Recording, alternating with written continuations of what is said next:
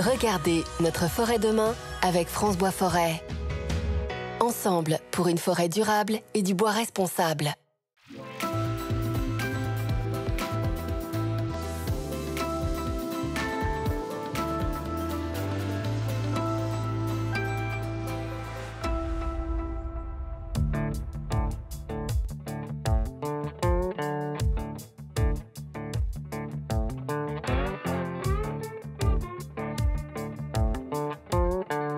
Bonjour à toutes et à tous et ravi de vous retrouver pour un nouveau numéro de Notre forêt demain.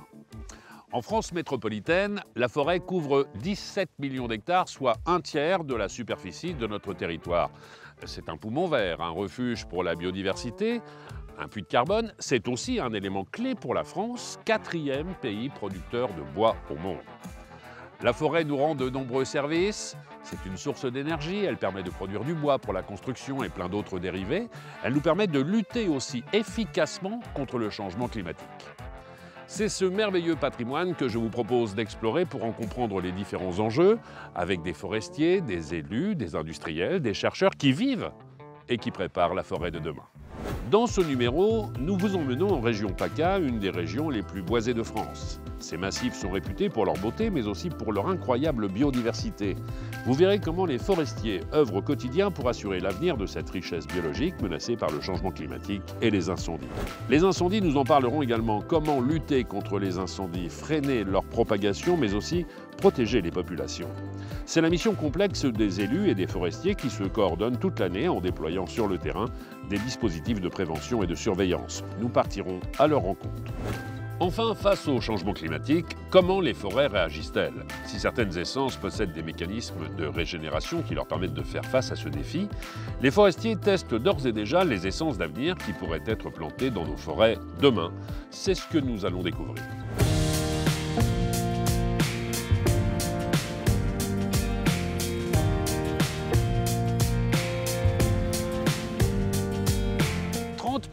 De la biodiversité nationale se trouve dans nos forêts.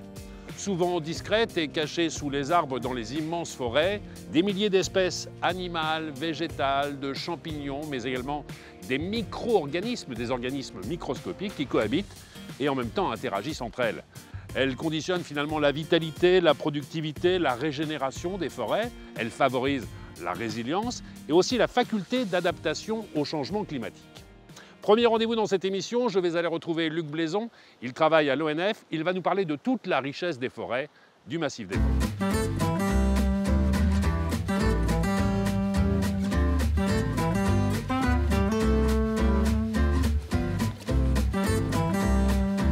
Allez, c'est la dernière ligne droite. Encore un petit effort, Luc. J'y arrive. Ça y est. Comme le disait un homme politique il y a quelques années, c'est beau mais c'est loin. Oui, ça faut le dire. Et surtout, c'est vaste.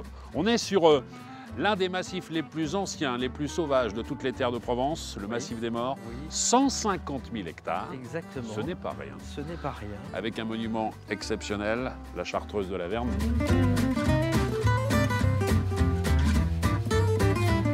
Mais on est surtout à proximité de ce que vous appelez une RBI, réserve biologique intégrale. Alors comment est-ce qu'on fait la différence? Ça veut dire quoi exactement? Alors on est bien d'accord qu'il faut faire une grande différence entre ce qu'on peut voir là, donc début du printemps avec ces châtaigneraies qui sont cultivées effectivement et les sœurs récoltent la châtaigne, et ce qu'il y a donc derrière nous, ce qui est sauvage, ce qui est très dense, où l'homme évidemment n'intervient plus depuis plus d'une vingtaine d'années. Sauf évidemment la chasse qui est régulée.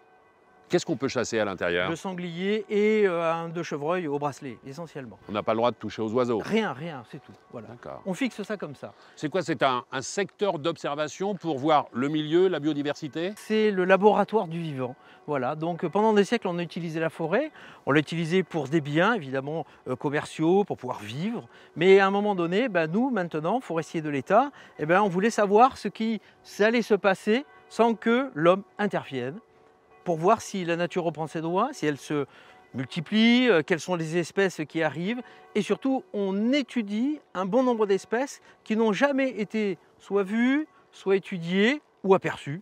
Alors je reviens sur le chiffre que je donnais tout à l'heure, le domaine des morts, 150 000 hectares. À peu près, oui, oui. La réserve, elle fait combien d'hectares? Elle fait 2500 plus 1000 hectares de zones d'intérêt écologique attenantes, puisque on travaille évidemment sur des espaces forestiers, par exemple une pinède. Donc une pinède, on ne peut pas la couper. Donc on va avoir un intérêt écologique qui monte. Donc on a inclus évidemment ces 1000 hectares supplémentaires. Pourquoi est-ce qu'on a choisi cette zone en particulier? Est-ce qu'il y avait des spécificités ou biologiques ou géologiques? Oui, bien sûr. Elle est représentative d'une Méditerranée sur sol acide. On est sur mica-schiste ici. Et en fait, on a tous les peuplements forestiers méditerranéens. On peut dire, voilà, la Méditerranée, ici, sur sol acide, elle est là, dans tous ces peuplements. Est-ce qu'il y a des espèces emblématiques que l'on trouve justement dans cette réserve? Oui, la plus connue, évidemment, c'est la tortue d'Hermann des Jailles dunes, bien sûr. Un nom assez rigolo, le murin de Bullstein, par exemple. C'est quoi le murin de Bullstein? C'est ce qu'on appelle en provençal une pipistrelle, on va dire. Une chauve-souris. C'est une chauve-souris, quoi. C'est une grande chauve-souris, effectivement. D'accord. Et on a une genette, par exemple, ou des micro-espèces insoupçonnées de coléoptères qui vivent à 1 mètre, 1,50 m dans la terre, mais qui ont un intérêt en biodiversité, évidemment. Le but de l'ARB, c'est de mettre en place des scientifiques, de les suivre évidemment et de les accompagner pour qu'on puisse étudier ce qui, nous, au niveau du comité consultatif, donc du comité scientifique, nous paraît très intéressant par rapport au futur. Il y a quelque chose qui doit être très intéressant à observer, c'est de voir un endroit où il n'y a eu aucune activité humaine depuis des années et des années. Est-ce qu'il y a une incidence sur la nature? Est-ce que c'est visible? Oui, c'est visible. Moi, je vous l'affirme, oui, c'est visible, évidemment. J'ai l'impression d'être dans une bulle quand c'est comme ça. Un endroit où, je ne sais pas, il n'y a pas de branches coupées, par exemple. Il y a des espèces qui ont évolué, qui sont mortes au sol. Donc, la présence de bois mort certifie, en règle générale, que l'homme n'y a pas travaillé ou prélevé. Et quand le bois, il est mort, pour ce qu'on considère, nous, comme étant un arbre mort, il n'est pas mort pour tout le monde. Alors, le bois mort a une utilité, mais alors depuis des millions d'années, bien sûr, mais pour nous, c'est source d'information. Quels sont les insectes qui viennent manger ce bois pour restituer de la matière qui va évidemment, à elle-même, nourrir évidemment le sol. Et il y a des insectes que vous avez découverts justement bien sûr, au cours de ces dernières décennies. On a ce qu'on appelle des pièges polytrappes dans lesquels les insectes viennent et tombent et on les étudie derrière. Donc j'ai fait ça pendant plus de 6 ans à peu près, sur des zones bien précises et on a un nombre de coléoptères et d'insectes saproxyliques, mangeurs de bois, exceptionnel. Grâce à eux, la forêt évidemment peut maintenir son évolution.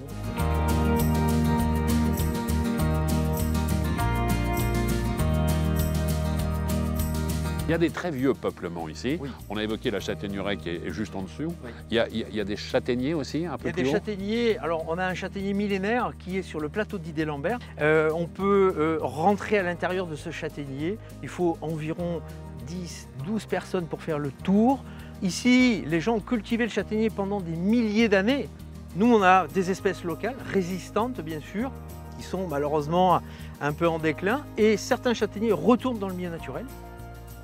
Je mets une image, mais c'est un peu l'idée, et redeviennent forestiers, sauvages. Il y a une question que je ne vous ai pas posée, et j'aurais dû le faire en préambule d'ailleurs, parce que c'est important. On est dans un observatoire sous cloche, et pour autant c'est ouvert au public. Ah non, alors j'enlève la cloche, on va dire. C'est vrai ? On est d'accord. Non, c'est un lieu justement qui doit être ouvert au public.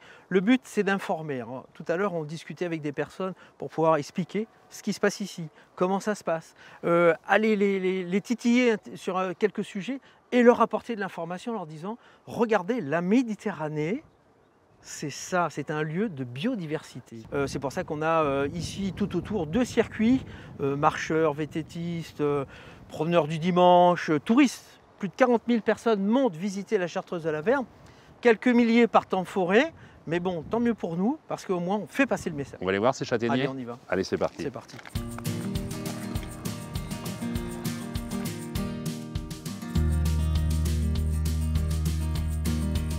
Tout ce que nous avons autour de nous, ce sont des châtaigniers. Que des châtaigniers. Il y en a certains qui ne sont pas tout jeunes. Hein. À peu près 400 ans, voire plus. 400 ans pour certains ? 400 ans, ah oui. Vous n'étiez pas là quand on a mis la petite Non, graine ? non, alors Bon, il y en a qui sont dans un piteux état, ils ne sont pas en pleine forme. C'est ce qu'on appelle les arbres morts. Quoi. Voilà, effectivement. Encore une fois, on revient sur ces arbres morts qui ont énormément d'importance. Il y a pas mal d'espèces qui vivent, on dit arboricoles, mais ils ont besoin de cavités pour pouvoir vivre. Donc c'est un loir qui va faire un trou, un pic qui peut l'aider, et puis ça fait un habitat. Derrière, vous allez avoir pas mal d'insectes qui vont pouvoir évidemment vivre. Donc Si j'image, je dirais que c'est un immeuble, un HLM, enfin bon, voilà, une ville peut-être même. D'accord, Ouais. d'accord. Et les promeneurs-promeneuses arrivent ici, mettent la tête parfois à l'intérieur de l'arbre pour voir ce qui s'y passe? Tout à fait. Alors ça, c'est très pédagogique. Hein. Ça s'appelle, on l'appelle l'arbre couché. Et donc les gens passent, montent dessus. On a un contact avec l'arbre un peu différent puisque pour une fois, on peut regarder ce qu'il y a dedans. Bien sûr. Tout ce que vous voyez autour de nous ici a évolué un jour ou l'autre, s'est modifié, a changé pour s'adapter déjà aux conditions climatiques, pour pouvoir vivre bien sûr. Bien sûr. Et en plus, avec ce changement que nous avons face à nous, eh ben, on a l'impression et la sensation que ça y est, ça évolue aussi. Certains végétaux répondent, on le pense très fortement, pas encore vraiment de façon scientifique sûre, à une modification. Merci pour tout, Luc. À bientôt. Merci beaucoup. Et vous prenez grand soin de la forêt On va faire ça et puis de celles et ceux qui viendront la visiter. pour tous les citoyens du monde. À très bientôt. À bientôt. Au revoir. Au revoir.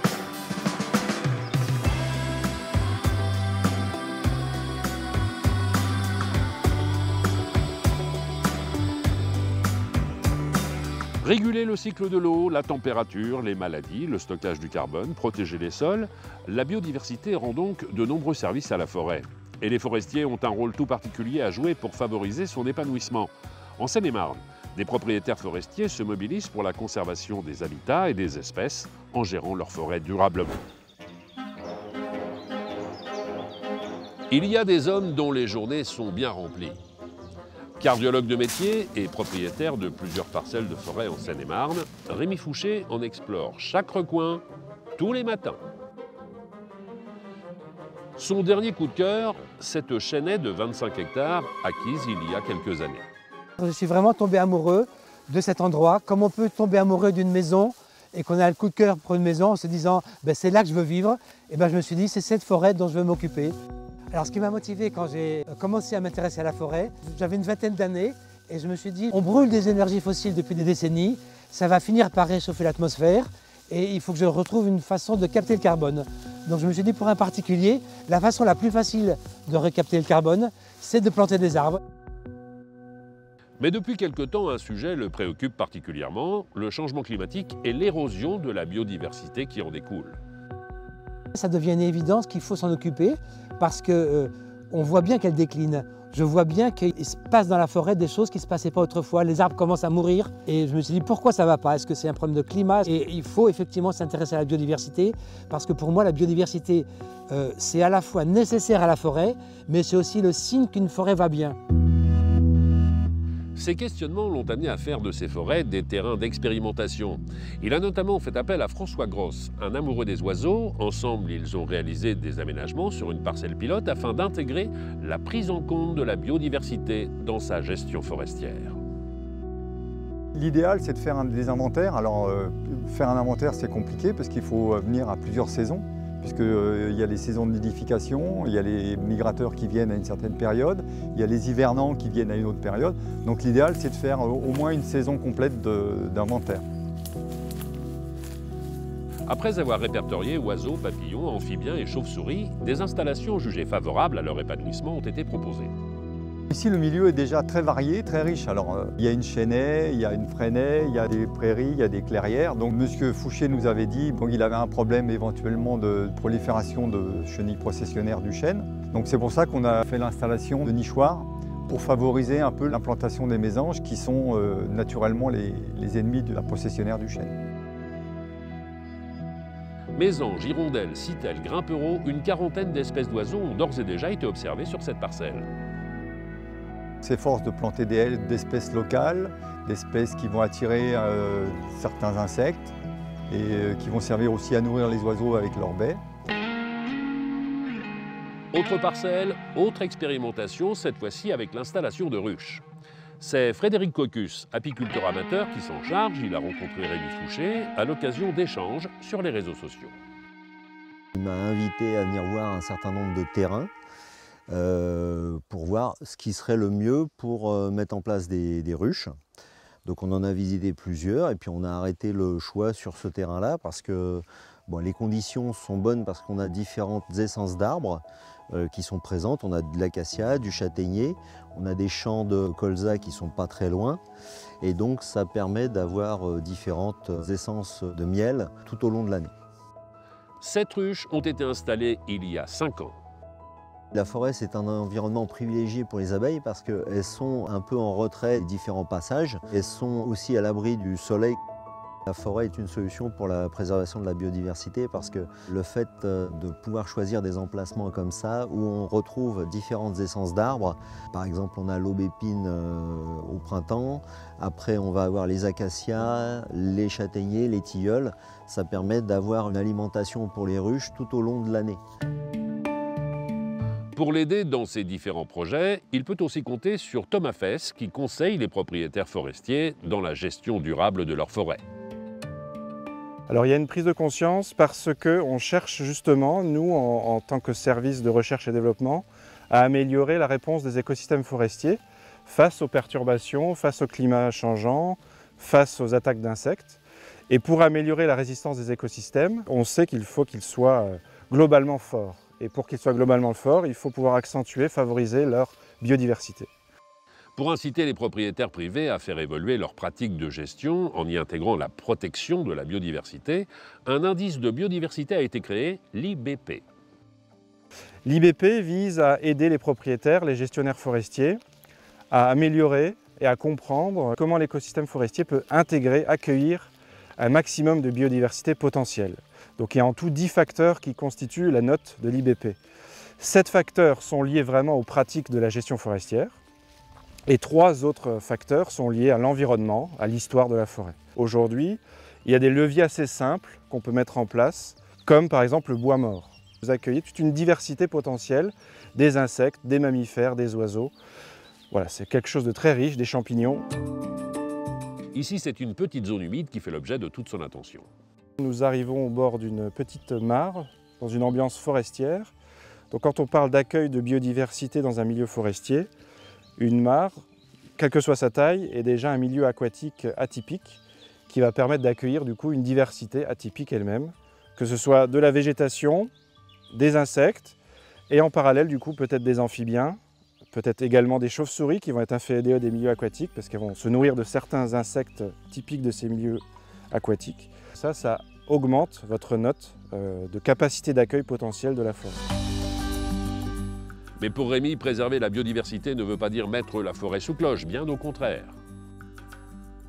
Il faut absolument récolter des arbres en forêt. Si on laisse des arbres vieillir et mourir de leur mort naturelle, quand ils sont très âgés, ils ne captent plus le carbone. Il n'y aura plus de petites générations qui vont pousser derrière et qui vont pouvoir recapter le carbone.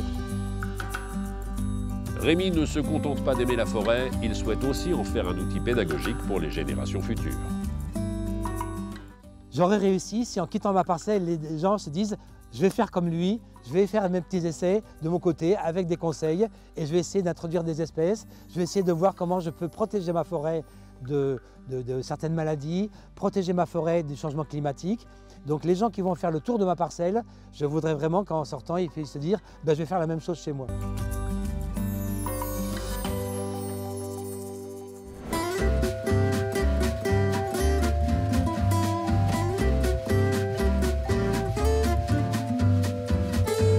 Le maintien de la forêt et sa capacité à être plus résiliente passent par la préservation de sa biodiversité. Mais la multiplication des incendies spectaculaires ces dernières années pourrait bien menacer cet équilibre fragile. Il y a 2 ans, 8000 hectares du massif des Morts sont ainsi partis en fumée. Au-delà des nombreux dégâts, 10 000 personnes ont été évacuées et mises à l'abri. Pour éviter que de telles tragédies se produisent, les élus sont en première ligne pour prévenir les incendies et ainsi protéger les populations. C'est ce que va nous expliquer Thomas Dombry, c'est le maire de la gare de Fresnay. Bonjour monsieur le maire. Bonjour Stéphane. Je suis ravi de vous rencontrer Thomas. Bienvenue à la gare Fresnay. Aujourd'hui, il y a un petit peu de vent. Je trouve ça agréable, en me disant ça va, on ne crame pas trop, ça apporte un peu de fraîcheur. Vous, quand vous voyez le vent, c'est signe d'inquiétude? Énormément, oui. La gare Fresnay, on est sur un col. Ça dessert le golfe de Saint-Tropez. On est très contraint avec le Mistral. Et c'est vrai que ça aère, mais c'est vraiment notre crainte parce que c'est synonyme de feu de forêt. Feu de forêt. Alors en 2021, vous avez connu ce qu'on appelle quasiment un méga feu. C'était pas le premier que vous ayez connu parce que vous êtes natif de la gare Fresnay. Tout à fait. En 79, il y en avait eu un très important déjà. Oui. Il y en a régulièrement, de toute façon, des feux. Oui, malheureusement, il y en a régulièrement. La gare Fresnay, les 2 feux les plus impactants, c'est 1970 et 1979, comme vous le disiez. Mais 2021, il a peut-être été moins impactant pour le village, mais il est complètement différent. Il a parcouru, je rappelle, 21 km en 6 heures, hein, ce qui est énorme. C'est du jamais vu. En 2021, ce sont combien d'hectares qui sont partis en fumée? Alors, le feu dit de Gonfaron, c'est 7000 hectares et 1800 sur le territoire de la Garde Freinet. C'est quasiment un quart de notre territoire.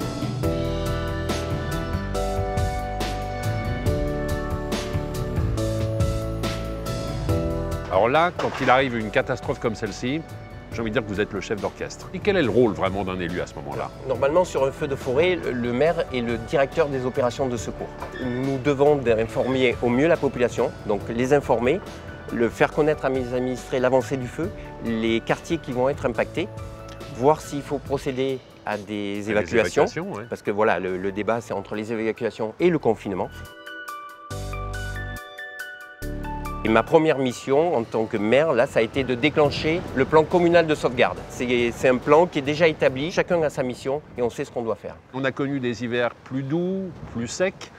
Là aussi, il y a un travail à opérer en tant qu'élu tout au long de l'année. On est dans un contexte de réchauffement climatique.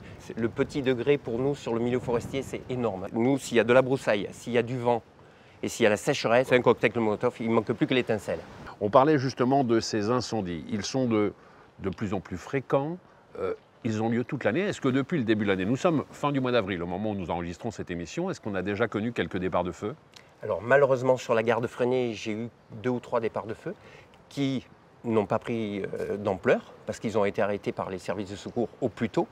Mais hier soir, j'ai dû mettre, le 24 avril, j'ai dû mettre une annonce comme quoi nous étions en situation de crise. Déjà, c'est du jamais vu. Est-ce que le fait qu'il n'y ait pas énormément d'exploitation forestière, justement sur votre secteur, est aussi impactant? Oui, bien entendu. Bon, la forêt du Var, je crois que c'est la 2e forêt en France, mais nous avons très peu d'exploitation forestière, malheureusement pas assez. Parce que pour moi, en plus, une forêt, elle est travaillée, hein, je dis bien le terme travaillée, au mieux elle se protège contre les incendies. Nous sommes dans un climat méditerranéen et comme je le disais, s'il y a de la broussaille, s'il y a la sécheresse et du vent bien sûr, la moindre étincelle, elle est catastrophique. Alors j'aimerais qu'on aborde maintenant une obligation qui est l'obligation légale de débroussaillement. Ça c'est votre rôle aussi en tant qu'élu, de le faire appliquer. Ce sont les particuliers qui sont tenus de débroussailler leur propriété. Oui, c'est un arrêté préfectoral. Cet arrêté préfectoral, il stipule que toute habitation en forêt, toute construction même, les administrés doivent débroussailler 50 mètres tout autour de leur propriété. Donc pour la protéger au mieux. C'est ce qui protège le mieux les biens et les personnes. Bon, est-ce que les gens jouent le jeu? Est-ce que vous avez pu obtenir des résultats déjà? Oui, sincèrement, alors c'est jamais assez parce que c'est quelque chose, comme je vous le disais, c'est indispensable. Donc c'est un travail au jour le jour. Donc nos polices municipales passent, font de la prévention. Souvent, on donne un délai pour que les gens puissent réaliser ces travaux. Et ils repassent 2 mois après. Si ce n'est pas fait, après, on a des moyens coercitifs. Ça va de l'amende à 135 € jusqu'à, s'il le faut, à des travaux d'office. Parce que revenons sur un point qui est important. Je le disais, on protège le bien, on protège celles et ceux qui vivent à l'intérieur. Mais si on ne le fait pas, on met également en danger la vie de celles et ceux qui vont être obligés de venir nous secourir. Tout à fait. Et là, on parle de défendabilité parce qu'il y a des pompiers qui vont prendre des risques énormes pour venir défendre ces gens-là. Et si eux, ils n'ont pas déjà fait ce qu'il fallait, en plus de se mettre eux en danger, ils mettent effectivement les services de secours en danger.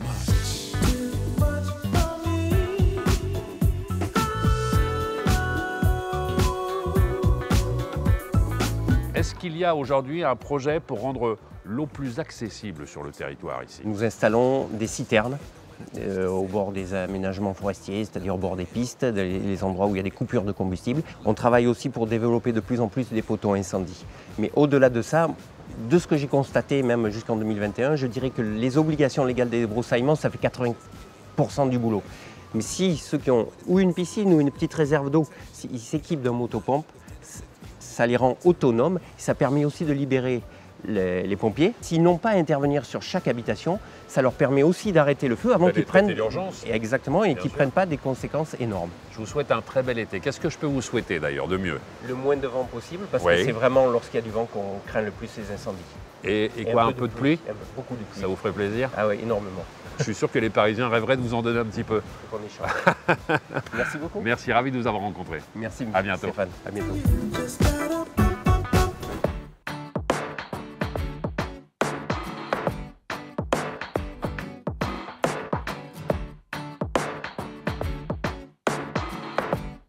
Dans les forêts du Var, on compte en moyenne 300 feux par an. Mais ces dernières années, cette tendance est à la baisse, fruit des efforts menés tout au long de l'année par les élus qui s'appuient sur des équipes de forestiers spécialisés. La DFCI, Défense de la forêt contre les incendies. Ces experts qui connaissent le terrain mieux que quiconque apportent aussi leur précieux soutien aux combattants du feu. Ils vont me montrer comment ils gèrent l'équipement, l'aménagement et l'entretien de l'espace forestier au quotidien.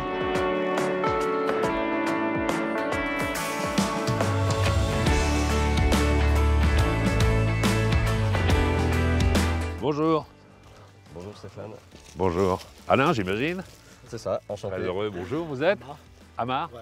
Très heureux, Amar. Je vous laisse rejoindre vos camarades. Okay. Vous me le laissez pendant 2 minutes? Pas de souci. Pour que je fasse toute la lumière sur l'organisme que vous représentez, Défense des forêts contre l'incendie, DFCI.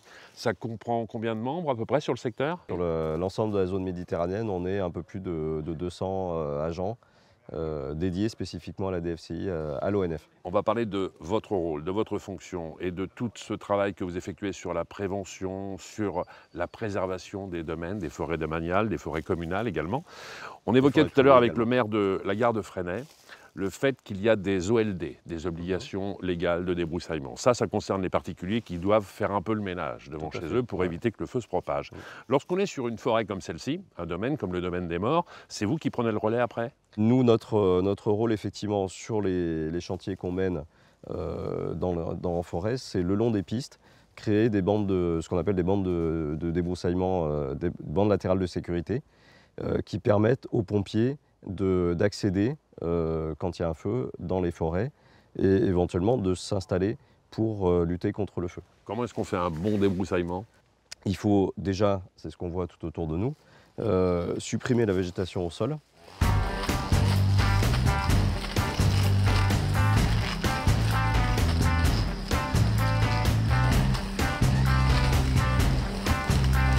Et notamment la végétation arbustive, parce que c'est elle qui va conduire facilement le feu.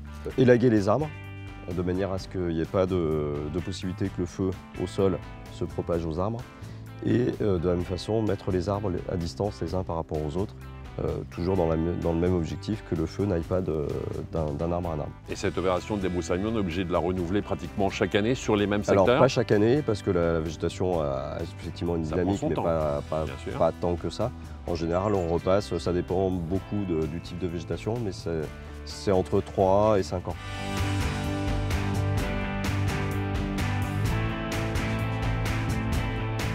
Alors j'ai vu quelque chose de très intéressant en arrivant ici, planté sur une souche d'arbre. J'imagine que c'est peut-être pour la démonstration que vous l'avez mis là. Et vous faites ce qu'on appelle des relevés hydriques, plus ou moins calculer le stress hydrique des végétaux. Tout à fait, ouais. Ça sert à quoi et comment ça fonctionne? Alors ça sert à quoi? En fait, ça sert à donner des éléments à Météo France notamment, en été, pour affiner le risque feu de forêt zone par zone dans chacun des départements. C'est très simple, on prélève toujours au même endroit sur toujours les mêmes espèces et autant que possible sur les mêmes spécimens de végétation. On pèse au moment où on prélève, on met à l'étuve pendant 24 heures, 60 degrés, ce qui permet à toute l'eau de s'évaporer. Bien sûr. On repèse à la sortie de l'étuve et par différence de poids, on détermine la masse d'eau qu'il y avait au départ.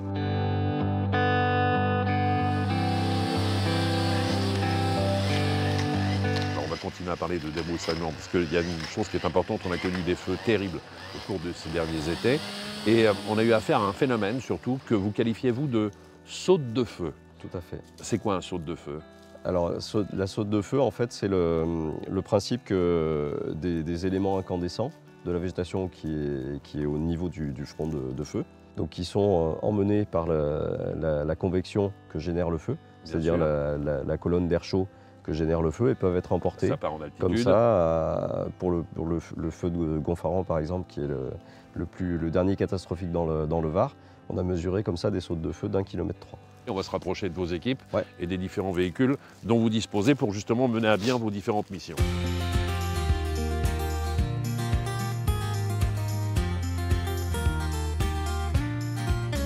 Je parlais des véhicules dont vous disposez aujourd'hui. Bon, il y a des gros 4x4 pour aller vraiment très, très loin dans la forêt, et puis il y a des véhicules qui sont plus des véhicules de patrouille, je dirais. Ouais. Quelles sont les différentes missions, j'allais dire, que vous allez avoir tout au long de l'année?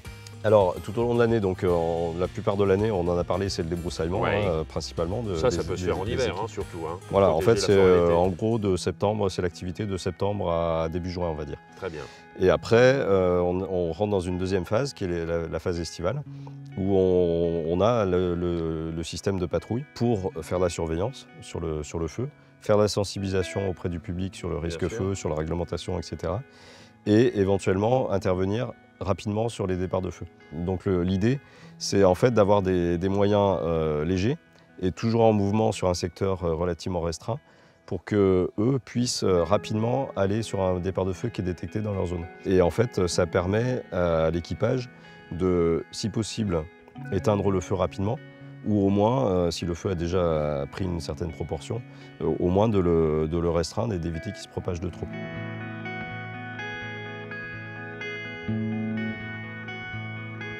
J'ai entendu dire qu'en ce qui vous concerne, vous étiez un peu comme la série, vous savez, Les Experts. C'est-à-dire qu'une fois que l'incendie il a été circonscrit, c'est vous qui revenez sur le terrain pour définir l'endroit où il y a eu le départ de feu. Tout à fait. Et quelle a été plus ou moins la cause de cet incendie? Voilà, alors c'est un travail qu'on mène en cellule interdisciplinaire en fait. Autant que possible, un forestier, un pompier et un gendarme. Et l'idée, c'est arriver à déterminer l'endroit précis, autant que possible, d'où est parti le feu.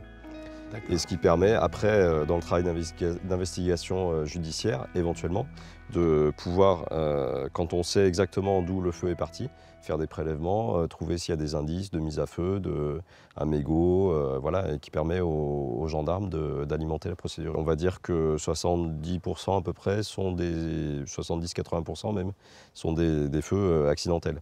C'est-à-dire jet de mégot, brûlage dans un jardin, travail avec des étincelles, avec une meuleuse, des choses comme ça. On peut être, à un moment donné, soumis à une amende si on a simplement des cigarettes ou un briquet dans sa poche, c'est ça? Alors non, on peut être verbalisé si on apporte du feu en forêt. C'est-à-dire si on fume, effectivement, on est susceptible d'être verbalisé. Si on jette un mégot incandescent, on est susceptible d'être verbalisé. Bien sûr. Et l'amende est de 135 €. Comment s'annonce l'été? Bonne question. Si vous avez une boule de cristal, on pourra le savoir. J'aimerais bien.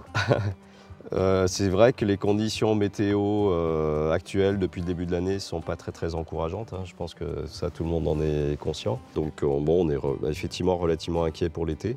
Ceci dit, on peut avoir la chance qu'effectivement la pluie se mette à tomber au printemps. Le météo, ça restera redoublons de vigilance. Mais de toute façon, quoi qu'il en soit, quelle que soit la météo, effectivement, redoublons de vigilance, bien entendu. Ouais. Bon, je vous laisse aller retrouver vos équipes. Merci pour tout, Alain. Merci Stéphane. À bientôt.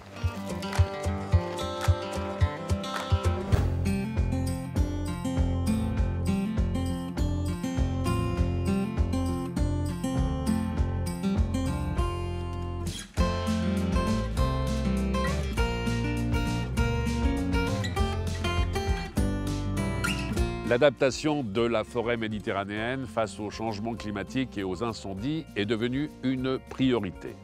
Ici, plus qu'ailleurs, certaines essences possèdent des mécanismes de régénération qui leur permettent de faire face à ces nouveaux défis. C'est ce que nous allons découvrir dans les massifs de la montagne Sainte-Victoire, un monument minéral cher au peintre Cézanne. J'y attends, il ne devrait pas tarder à arriver. Gérard Gauthier, il est architecte mais également propriétaire forestier. Il est accompagné de Christian Delavet, c'est le maire de Saint-Antonin-sur-Bayon. Ah, un panalep, adolescent. Mais un tout petit panalep, et là il y en a encore un peu plus jeune.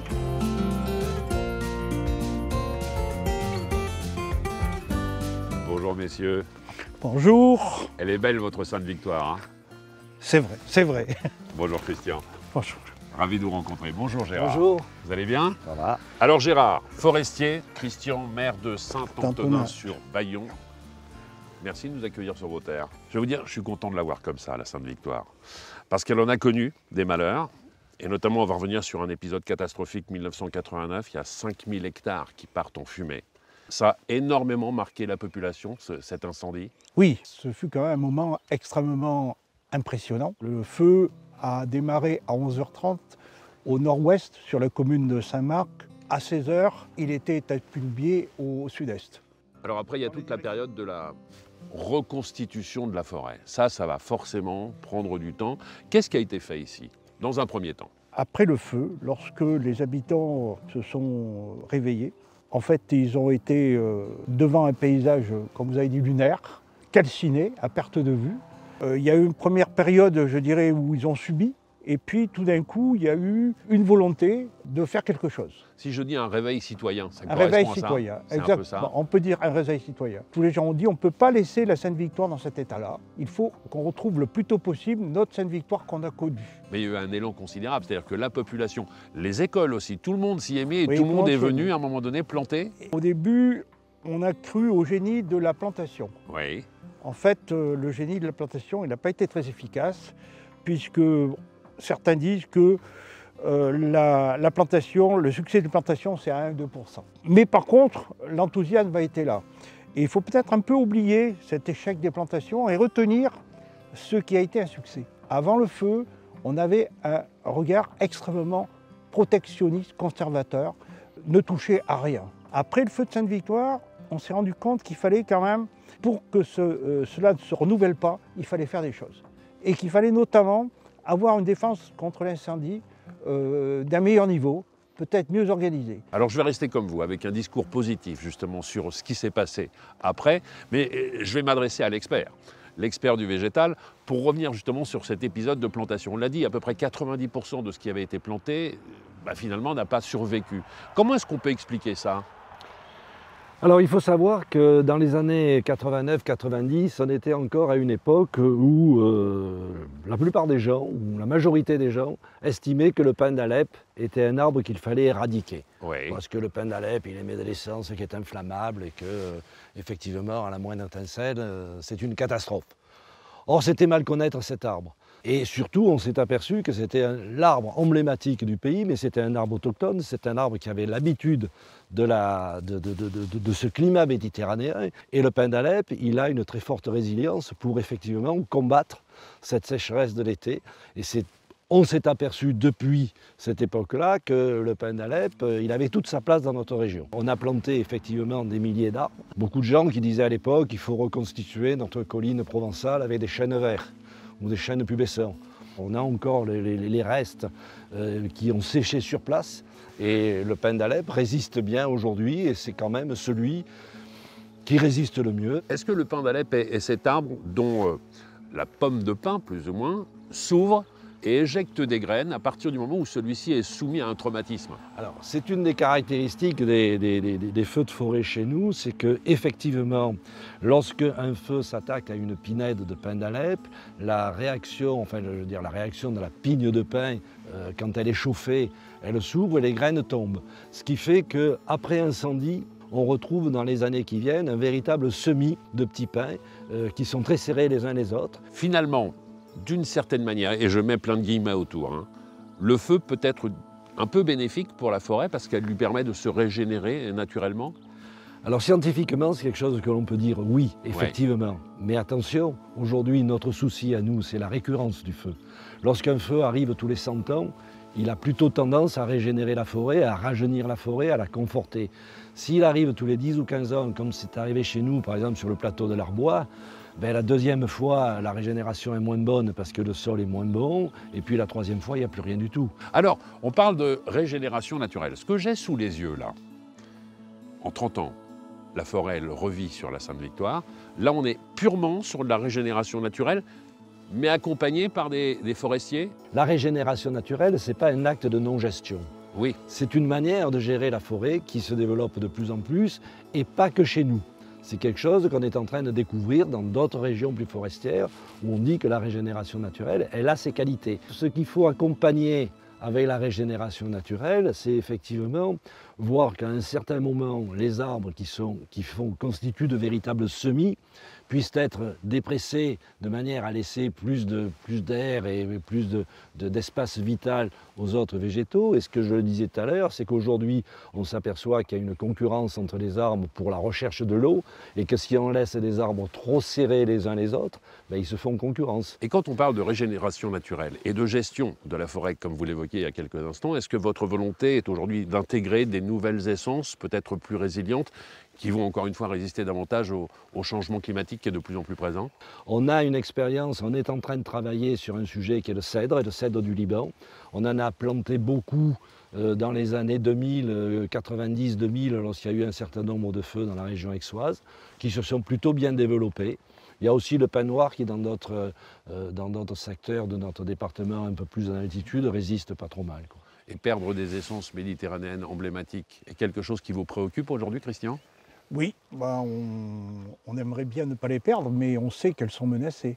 Si on regarde aujourd'hui sur le chêne blanc ou chêne pubescent, on a quand même des signes extrêmement probants de dépérissement. Soyons optimistes, votre Sainte-Victoire est toujours très très belle. La forêt se porte bien.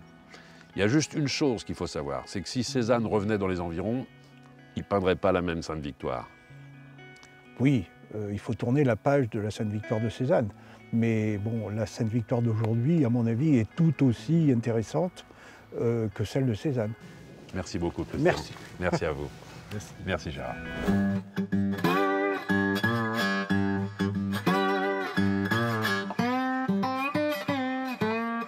Vous l'aurez compris, derrière chaque arbre, il y a une graine.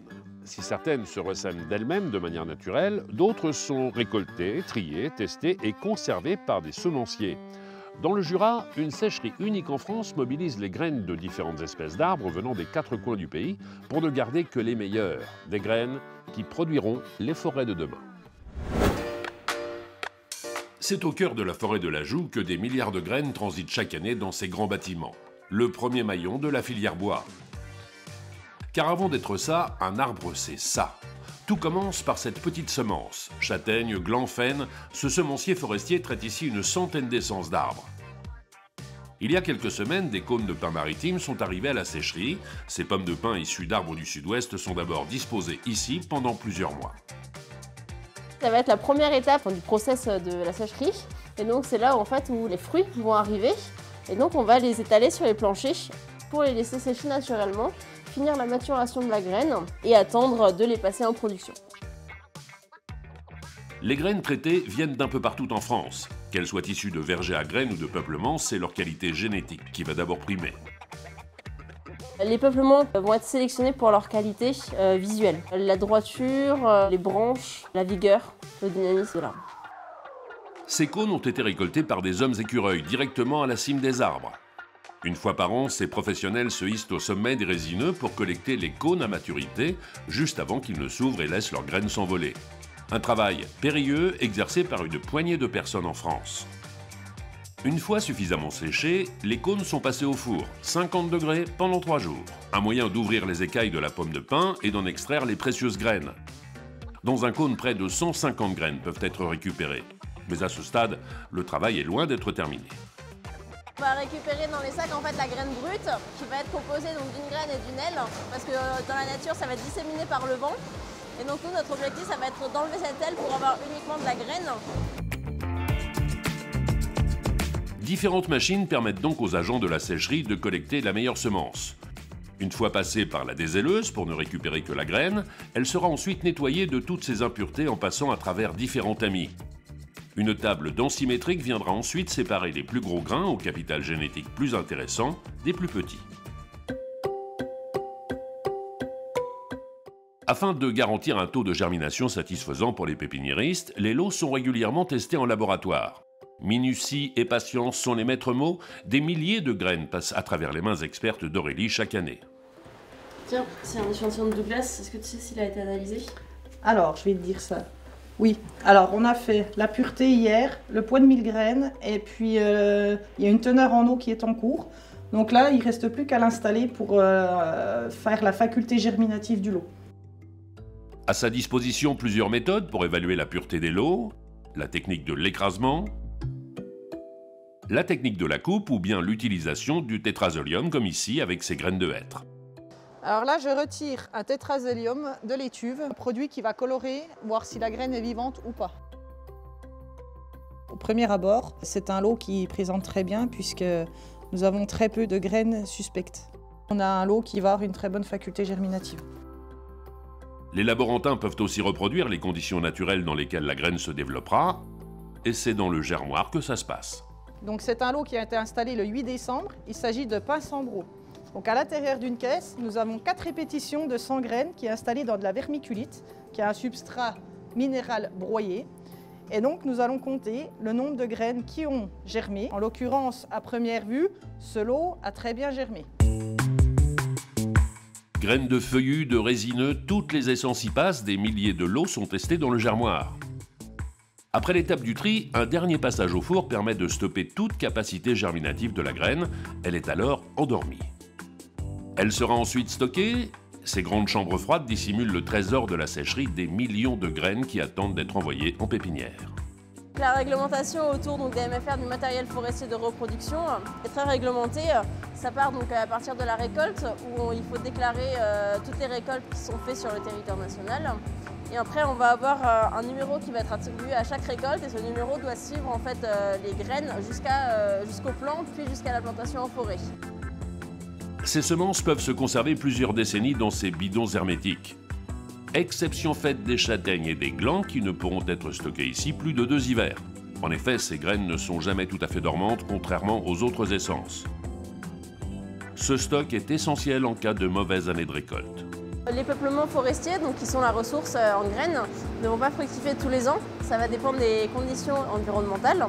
Et donc, les années où on ne va pas avoir de fructification, on va pouvoir puiser et répondre aux besoins des pépinières en puisant dans les stocks qu'on aura fait les bonnes années de fructification.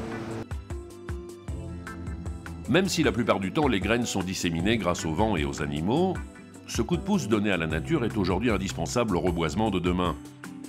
S'adapter ou décliner, un sujet pris très au sérieux par Joël Conche, expert en graines à l'ONF. La forêt française est régénérée en grande partie naturellement, bien sûr. Mais dans certaines situations, nous avons besoin de changer d'espèce, voire de changer de provenance. Les arbres qui sont issus des semences d'aujourd'hui sont destinés à vivre 100 ans, voire 200 ans. Et bien évidemment, le climat du futur ne sera pas du tout le même que celui d'aujourd'hui. Analyser de nouvelles essences plus adaptées au réchauffement climatique, c'est aussi ça la mission de la sécherie. Le climat futur en Sologne va s'apparenter à celui que l'on trouve en Calabre aujourd'hui. Donc bien évidemment, le cortège d'espèces forestières ne sera plus du tout le même. Vous l'aurez compris, c'est aujourd'hui que se plante la forêt de demain. Une étape nécessaire pour laisser aux générations futures des forêts performantes, résilientes et diversifiées.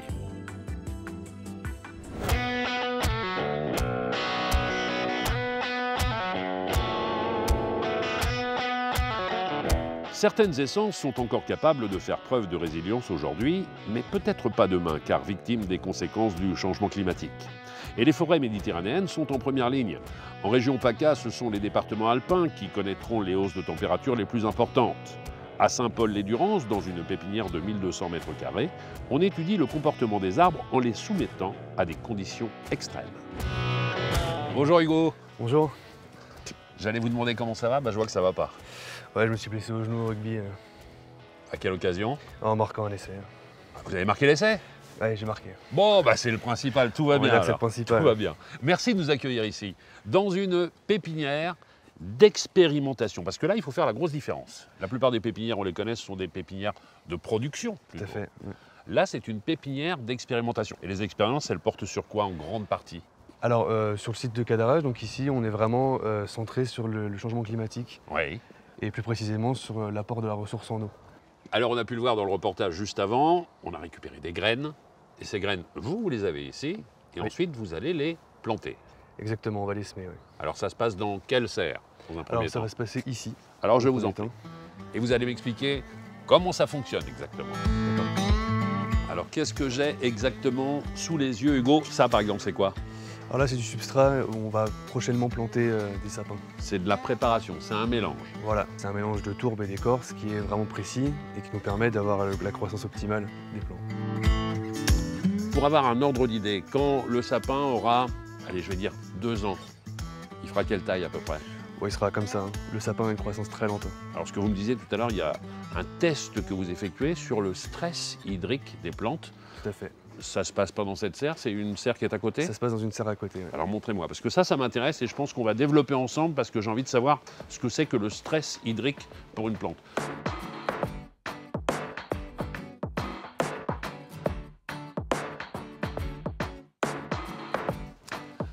Alors ce test sur le stress hydrique des plantes, ça va se passer sur combien de plants différents? Parce que là, il y en a partout. Hein. Alors oui, alors il y en a énormément, il y en a 3000 ici. Alors là, on a 5 types d'essences différentes, c'est 5 chênes. Donc on va avoir du chêne des Canaries, du chêne Cécile, du chêne pubescent et du chêne vert. Hugo, qu'est-ce qui fait la différence d'une rangée à l'autre? En fait, chaque rangée a un stress hydrique différent. Oui. Là, c'est la rangée sur laquelle on est, c'est le stress hydrique qui est fort, donc avec très peu de ressources en eau. Et on a aussi un stress qui est moyen, avec un peu plus d'eau. Avec un peu plus d'eau, et des bandes qu'on appelle témoins, qui ont la capacité en eau optimale pour la croissance. Alors là, ça fait quelques mois que ça a été mis en place, et ça va se poursuivre encore jusqu'en septembre. Alors on voit qu'effectivement, il y a une partie des chênes qui sont ici qui ont déjà pas mal souffert. Hein. Ah oui, là, avec l'apport en eau qu'il y a ici, les chênes commencent à souffrir. Hein. Notamment, on voit ici, là, sur celui-là, où il y a un dessèchement des feuilles et des bourgeons. Tout ça, c'est étudié en fait. Et parmi chaque essence, chaque plant est numéroté et suivi. Il y a quelque chose qui saute aux yeux, c'est qu'il y a effectivement des feuilles qui sont très très sèches, et puis on a d'autres qui ont l'air de bien se porter finalement à côté. Est-ce qu'on peut dès maintenant en tirer des conclusions et se dire, bah voilà, cette essence est plus résiliente à un manque d'eau que l'autre?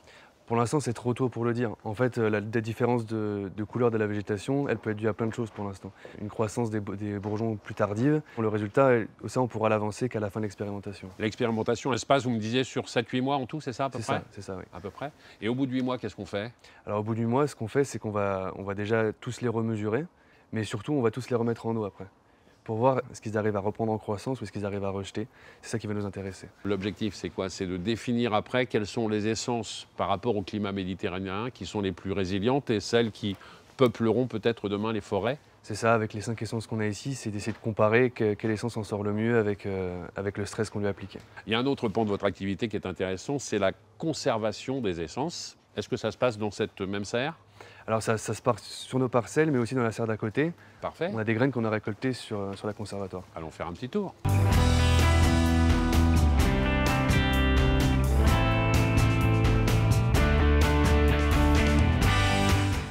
Alors quand vous me dites conservation des essences, moi j'entends presque musée végétal. On est bien loin de tout ça. Hein. On n'est pas vraiment dans un musée, non, mais on fait de la conservation génétique en fait. Ça veut dire quoi exactement? Alors en fait, on a des pins qui s'appellent les pins de Salzmann, donc qui sont ici, là, oui. qui ont été semés là, et qui sont des pins avec une certaine résistance aux épisodes de chaleur climatique. D'accord. Et qui sont des pins qui sont vraiment méditerranéens. Ces pins-là, en fait, ils ont eu un souci depuis la fin du 19e siècle, c'est qu'ils s'hybrident avec une essence qui a été introduite. D'accord. Donc ce qu'on veut faire, c'est conserver ce pain-là, et donc on fait ce qu'on appelle du greffage, donc c'est presque du clonage en fait. On récupère un greffon sur un arbre in situ, et on vient le greffer sur des plants qu'on élève ici. On essaye de lui donner finalement le code génétique le plus pur possible. C'est ça. Et alors, ce que vous avez ici, c'est un test de germination. Donc on a récolté des graines sur nos pins qui ont été greffés, qu'on a en parcelle à Saint-Paul-Île-de-Durance. Et on fait un test de germination pour voir si nos graines sont viables. Et cette opération d'ailleurs qui consiste à redonner le code génétique vraiment le plus pur possible, ça porte un nom? En fait, c'est la sauvegarde du génotype. Le génotype. Sur les parcelles qu'on a, on a presque 700 génotypes. D'accord. Qui sont tous conservés et tous numérotés. Est-ce qu'on peut voir justement ces greffons, ce qu'ils donnent après quelques mois? Il y a une autre serre où on peut voir ça? Ah oui, il y a une serre, on a des greffes de pins de Salzmann si vous voulez. Bah ça, je veux bien voir ça. Ouais.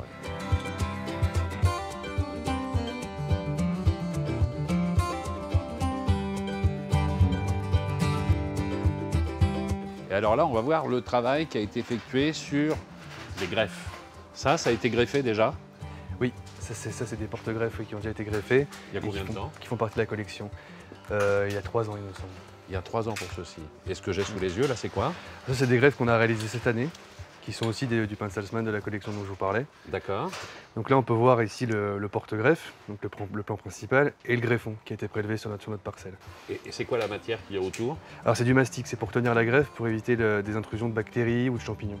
D'accord. Et puis après, tous les plants que j'ai vus d'ailleurs depuis le début de la visite ici, ils vont être quoi? Replantés sur les différentes plantations que vous avez en dehors des bâtiments? Alors tous les plants servent ou à des expérimentations ou à de la conservation génétique. D'accord. Et ils sont tous en grande partie voués à être plantés. Bravo pour le travail qui est réalisé ici. Merci. Et merci pour la visite. Avec plaisir. À bientôt. À bientôt.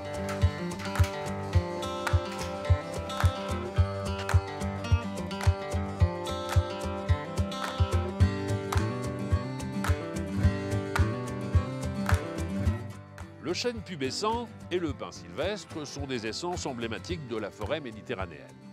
Mais face au changement climatique, elle montre déjà quelques signes d'affaiblissement. Alors face à ce constat, des forestiers ont décidé de lancer un projet couplant recherche et gestion. L'objectif est de planter dans des forêts méditerranéennes une douzaine d'essences censées résister davantage à ces nouvelles données climatiques. Camille Loudin, qui est ingénieur, va nous expliquer tout cela sur une parcelle expérimentale.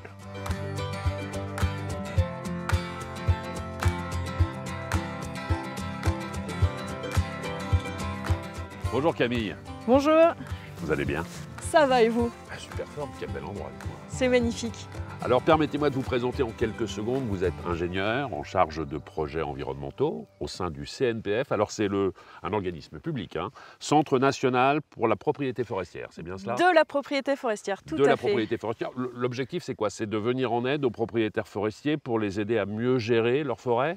Eh bien oui, effectivement, il se trouve qu'en France, les 3/4 des forêts appartiennent à des particuliers. Oui. Donc il y a un établissement public qui est le nôtre pour les aider à mettre en œuvre et à mettre en place une gestion durable de leurs forêts. Sur le territoire national, ça représente combien de propriétaires à peu près? À peu près 3,5 millions de propriétaires à conseiller et à accompagner. Bien, alors parlons ensemble de cette forêt méditerranéenne. Si on parle de la forêt méditerranéenne, on peut se dire qu'elle est habituée aux étés secs, qu'elle est habituée au manque d'eau et que naturellement, elle devrait être plus à même de pouvoir lutter contre le réchauffement ou le changement climatique. Mais quand on est sur le terrain, finalement, le constat il est beaucoup plus contrasté. Alors c'est vrai que les forêts sont habituées à avoir des conditions, on va dire, rigoureuses, notamment en été. Donc les arbres sont résistants et résilients, mais ils ont des limites quand même.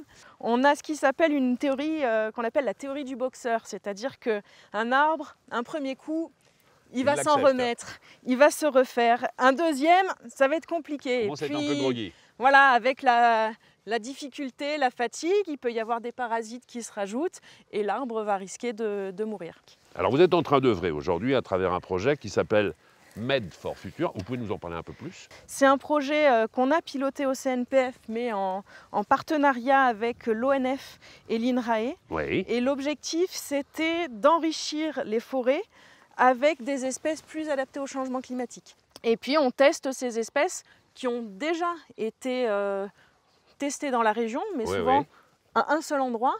Et le but du jeu, c'est de savoir si, en dehors de cet endroit-là, elles vont quand même pouvoir se plaire. Des essences, vous en testez combien sur ces parcelles à peu près? Alors au total, on a testé 12 essences. D'accord. 6 feuillues et 6 résineuses, pour avoir du choix à la fois au niveau des terrains, avoir des choses qui s'adaptent bien au terrain, et à la fois donner du choix aussi aux propriétaires forestiers dans ce qu'ils veulent pouvoir tester. Alors les arbres que vous avez plantés ici, il y en a combien déjà sur une parcelle comme celle-ci? Alors ici, il y en a à peu près 300. 300. C'est combien d'essences différentes ici, là? Alors ici précisément, il y a 2 essences différentes. Et ce sont lesquelles? Alors on a du frêne à fleurs, oui. Et on a un chêne qui s'appelle le chêne faginé, qui est un chêne qui est originaire d'Espagne et du Portugal, et qui est un peu l'intermédiaire entre le chêne vert et le chêne pubescent qu'on trouve ici.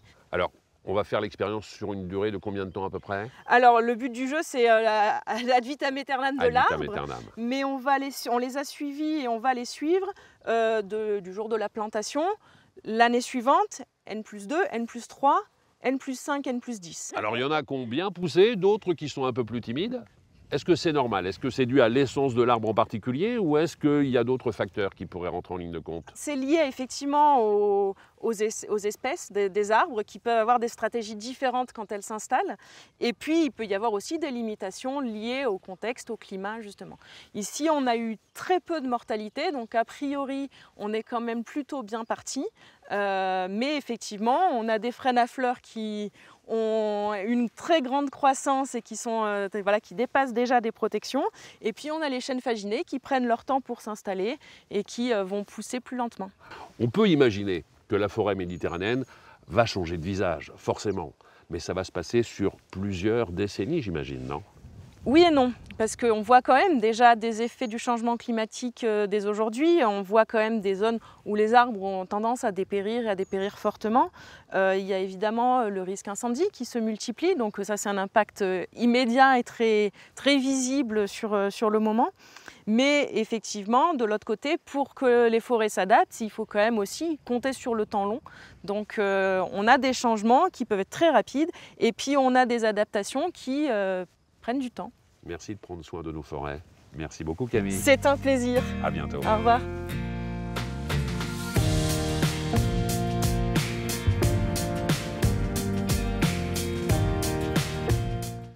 Nous voici arrivés au terme de cette émission. Merci de vous être promenés avec nous dans les massifs forestiers de la région PACA. J'espère surtout que cette émission vous aura permis de prendre conscience de l'importance de sauvegarder ces écosystèmes en préservant la biodiversité et en relevant tous les défis liés au changement climatique.